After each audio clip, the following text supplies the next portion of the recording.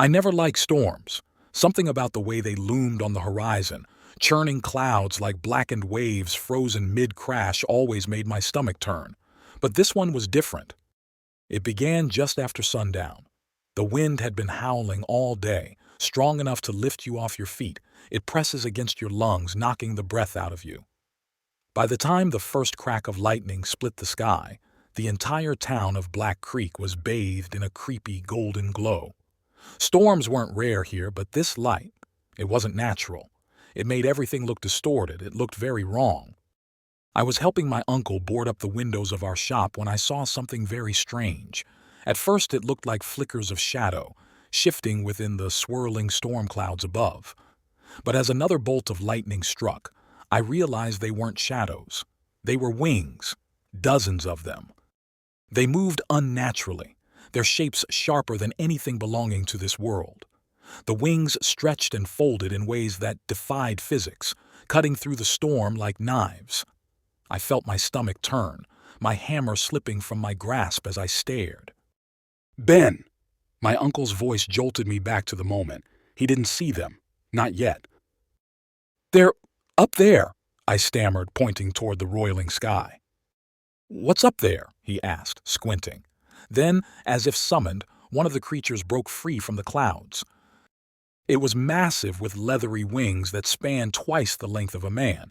Its body was sinuous, like a snake, but plated with an armor of black, glinting scales.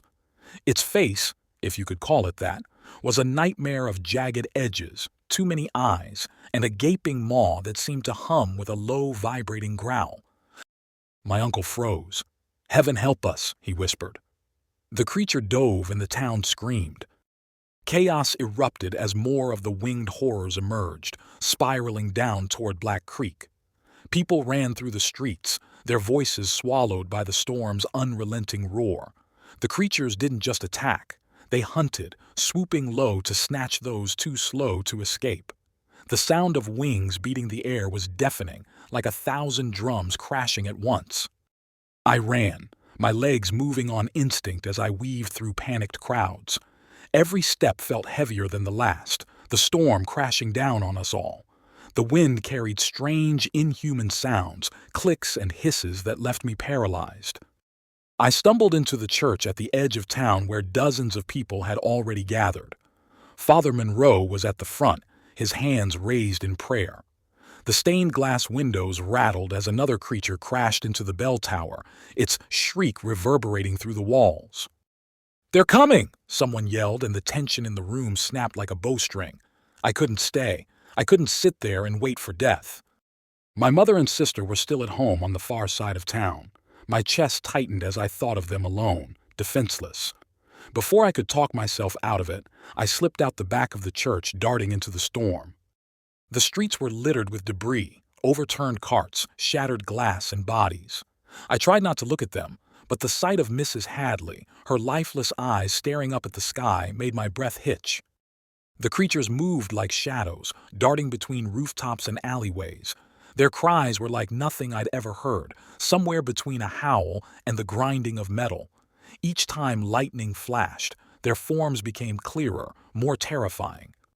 I reached my house just as one of them landed in the yard. Its claws dug deep into the earth and its head swiveled toward me. For a moment we just stared at each other. My heart pounded so loudly I thought it might burst.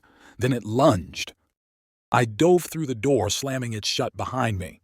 "Mom! Sarah!" I shouted, my voice cracking. "We're here!" came my sister's reply from the basement. I rushed down the stairs, nearly collapsing with relief as I saw them huddled together. The walls shook as the creature slammed against the house, its screech rattling my teeth. I grabbed my father's old rifle from the corner, though I doubted it would do much against whatever those things were.